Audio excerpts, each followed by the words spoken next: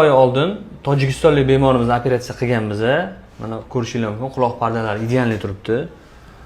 Bugun qabulga kelinglar, tekshirib ko'ramiz eshitlarni sizlar bilan birga. Bemorimiz o'ng tomonlama endoskopik timpanoplastika bo'lgan. Aka, eshityapsizmi? Eshityapti, yaxshi eshityapti. Yo'qdachi? Yo'q.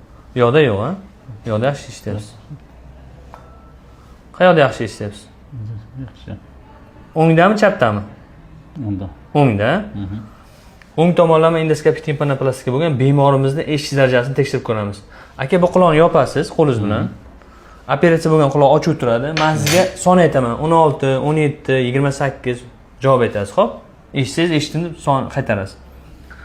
18, 18, 15, 15,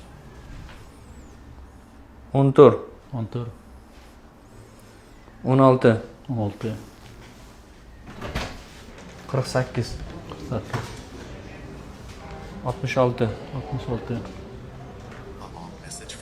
Ko'rishingiz mumkin. Bemorimiz o'zi eshitishi ideal, ya'ni 100% ga tiklanganda bemalol ayta olamiz. Yana bir bor pardani ko'rsam, uni qaranglar.